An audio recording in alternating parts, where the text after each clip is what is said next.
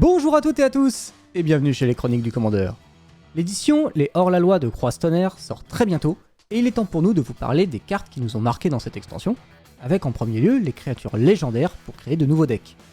Je suis Ragun, et c'est parti pour découvrir ma sélection pour le duel Commandeur.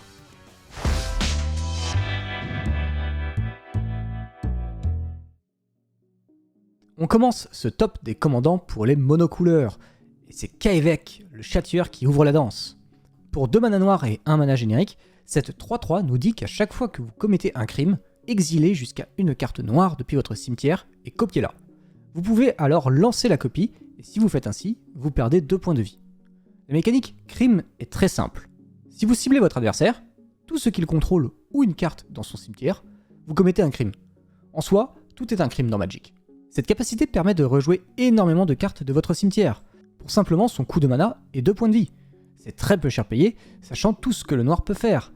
Rejouer une Inquisition de Kozilek quand vous allez détruire une créature adverse est un avantage non négligeable. Sans doute un des meilleurs commandants mono-noirs sortis dernièrement.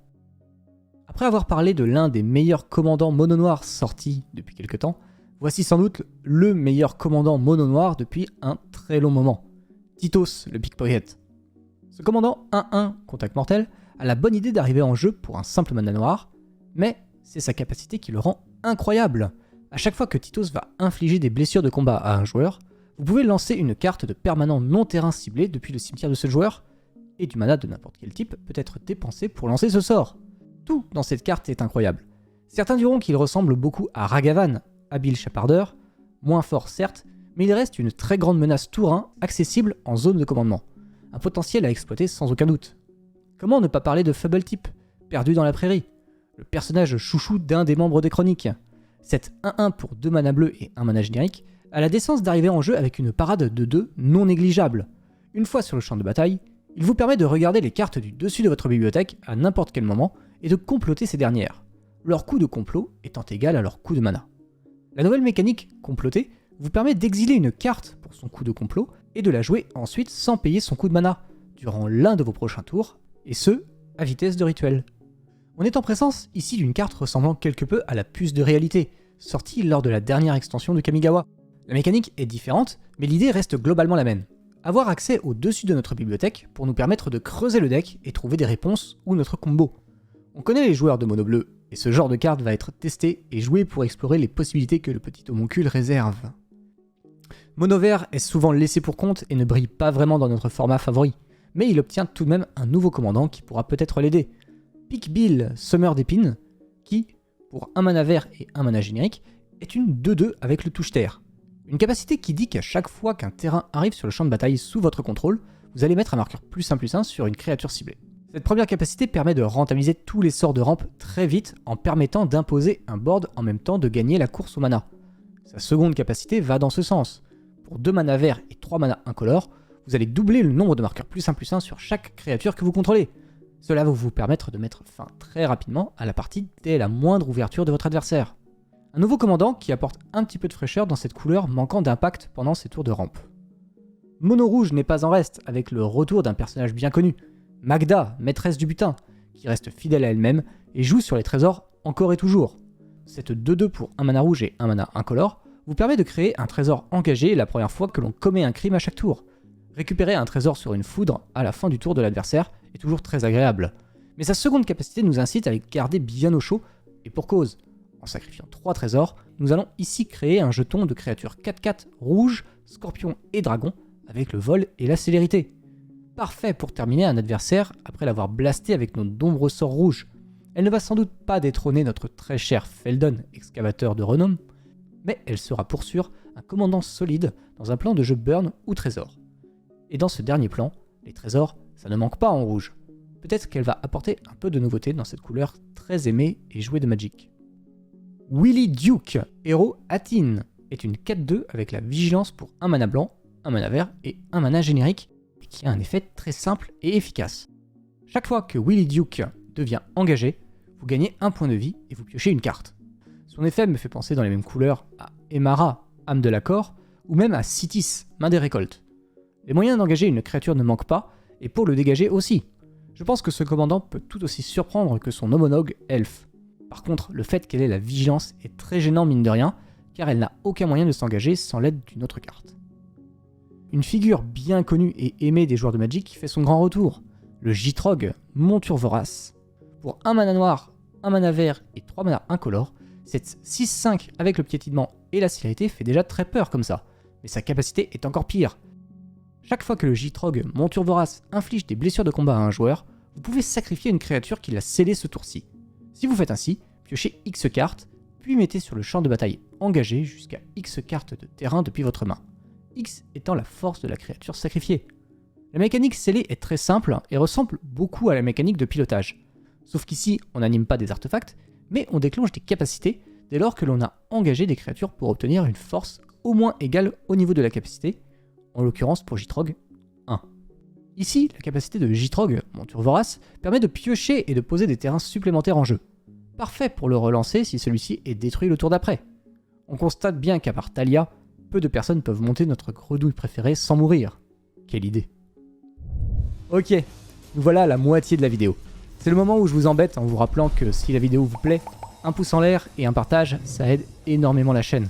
Et bien sûr, abonnez-vous si ce n'est pas déjà fait. N'hésitez pas non plus à nous suivre sur Facebook et Twitter pour ne rien rater de nos actualités et à nous rejoindre sur Discord pour discuter Magic avec nous. Enfin, les Chroniques du Commandeur, c'est également une association et vous pouvez la rejoindre si vous le désirez et profiter de réductions sur tous nos événements. N'hésitez pas à aller régulièrement sur notre Discord ou notre Twitter pour vous tenir au courant de nos événements.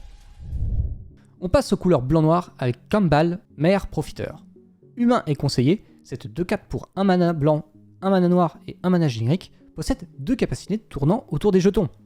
La première dit qu'à chaque fois qu'au moins un jeton arrive sur le champ de bataille sous le contrôle de votre adversaire, pour chacun d'entre eux, créez un jeton engagé qui en est une copie. Cette capacité ne se déclenchera qu'une seule fois par tour, malheureusement. On a déjà là une capacité peu commune avec la capacité de jeton adverse. Et pour le coup, ce n'est vraiment pas un type de permanent qui manque. Entre les jetons trésor, très communs, ou même les jetons indices, comme la preuve irréfutable, notez que, dans cet exemple, on va aussi créer le jeton crabe, car les deux se font en même temps. Sa seconde capacité est directement liée à la première, et donne tout son intérêt à ce général. À chaque fois qu'au moins un jeton arrive sur le champ de bataille sous votre contrôle, chaque adversaire va perdre un point de vie, et vous allez gagner un point de vie. Extrêmement puissante, quand on sait que l'association des couleurs blanches et noires dans Magic sont très friands des enchantements pour 2 mana qui créent des jetons au début du tour, comme Âprefleur, ou plus récemment, les Seins de Skrelv. Un commandant très fort dans une stratégie drain de points de vie qui peut tenir assez bien contre aggro sans souci. Revoilà un visage bien connu et qui a déjà été revu dans la dernière extension d'Ixalan. Malcolm, les bons yeux. Notre sirène arrive dans les couleurs bleu-rouge cette fois-ci. Pour 1 mana bleu et 1 mana rouge, cette 2/2 vol célérité est déjà un très bon carton. Mais sa capacité très simple sublime encore plus ce nouveau commandant. À chaque fois que vous allez lancer votre deuxième sort, peu importe si c'est votre tour ou celui de votre adversaire, vous allez enquêter. Je vois bien ce nouveau Malcolm comme un Feldon excavateur de renom, avec en bonus non négligeable l'accès au bleu. En y réfléchissant, Feldon comble le souci de pioche d'un deck burn, et ici Malcolm fait de même, tout en restant tout aussi agressif grâce à sa capacité d'évasion et sa célérité. Un peu plus lent certes, car il faudra payer 2 mana pour piocher, mais le pirate nous garantit un moteur de pioche plus régulier et ne nécessite pas d'aide de votre adversaire pour piocher. Passons au tricolore avec Marchesa, pourvoyeuse de mort. Notre reine est de retour et revient dans les couleurs bleu, rouge et noir, si chères à son cœur. Avec son coup peu élevé et son body plus que correct, avec sa force de 3 et sa défense de 4, elle est déjà solide. Mais son effet lui donne davantage d'intérêt dans un deck contrôle. À chaque fois que vous commettez un crime, vous pouvez payer un mana générique, et si vous faites ainsi, regardez les 2 cartes du dessus de votre bibliothèque, mettez l'une d'entre elles dans votre main et l'autre dans votre cimetière. Effet très fort quand on sait que presque tout est un crime dans Magic. Pouvoir choisir une carte parmi les 2 premières du dessus du deck, c'est très fort, et tout ça pour un coût dérisoire. Il existe plein de façons de cibler un adversaire sans utiliser de mana. Une façon un peu rigolote, mais sans doute peu puissante, serait d'utiliser les cartes comme les lunettes d'Urza, tutorisables sur une épopée d'Urza justement, et pouvant cibler votre adversaire gratuitement. Certes, il existe de bien meilleures cartes et synergies avec ce commandant. On vous laisse le choix des armes en commentaire pour nous proposer d'autres cartes qui combattront avec ce général. Encore un commandant avec une mécanique inédite, Riku des mains chemins. Pour un mana bleu, un mana rouge et un mana vert, cette 3/3 joue sur les cartes à choix multiples pour augmenter la plus-value de celle-ci. À chaque fois que vous lancez un sort modal, choisissez jusqu'à X parmi les capacités de Riku. X étant le nombre de fois que vous avez choisi un mode pour ce sort. Vous allez alors pouvoir exiler la carte du dessus de votre bibliothèque et la jouer jusqu'à la fin de votre prochain tour, mettre un marqueur +1/+1 sur Riku des mains chemin et lui donner le piétinement jusqu'à la fin du tour, ou bien créer un jeton de créature 1/1 bleu oiseau avec le vol. On remarque que Wizards of the Coast aime quand il y a des choix, et que les effets représentent bien chaque couleur de la carte, comme ici. Le premier effet fait très clairement référence à la pioche du rouge, comme détermination de Vren. Le deuxième effet se rapproche du vert, et du fait de booster les créatures avec un bonus piétinement à la clé, très commun dans cette couleur. Et enfin, le dernier est une référence aux créatures vol du bleu, et au fait qu'ils ont la possibilité de créer des oiseaux, comme avec le chant du cygne, ou le canaliseur d'éther. Un commandant très polyvalent, qui va augmenter drastiquement la puissance de certaines cartes, comme le charme de l'archimage ou la confluence mystique, des contres déjà très utilisés pour leur polyvalence. Pour le vert et le rouge, on va retrouver également le récent charme de l'archidruide et la confluence ardente, et en multicolore, le commandement de Prismari. Très bonne isolée, elles deviennent encore plus puissantes avec Riku, un deck unique qui peut se faire une place dans la méta avec son plan de jeu unique, du coup. Pour terminer, que serait une extension Magic sans Kellan la fripouille? Encore lui.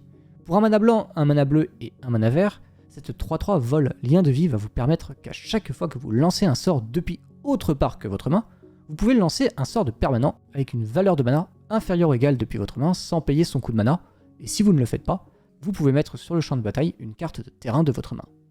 Avec toutes les mécaniques sorties à travers les années, comme le flashback, l'échappée ou même la relance, il y a beaucoup de cartes qui se jouent ailleurs que depuis notre main et qui sont déjà des outils redoutables, comme le déluge de réminiscence ou la réappropriation de Sévin, ou même des cartes donnant le flashback, comme le mage lance-vif, et j'en passe. Le détail qui rend la carte plus intéressante que d'autres est que, même si vous n'avez rien dans votre main, vous pouvez mettre en jeu un terrain à la place et dégager s'il vous plaît. En soi, on a toujours quelque chose à faire. J'espère que ce commandant réussira en duel commander, là où d'autres comme Vega le gardien ont échoué à proposer un plan de jeu solide basé sur des sorts en dehors de notre main. Et voilà, j'en ai terminé avec ma sélection des généraux pour le duel commander. Il y en a beaucoup, mais il faut dire que l'extension en proposait un sacré paquet. N'hésitez pas à en rajouter dans les commentaires, il y en a forcément que j'ai raté, et je suis curieux d'avoir vos retours sur les autres cartes légendaires qui vont sortir. On se retrouvera d'ici quelques jours pour la suite de ce top qui sera consacré aux cartes pour le main deck. D'ici là, je vous fais de très gros bisous, et je vous dis à très bientôt chez les Chroniques du Commandeur. Bye bye à tous.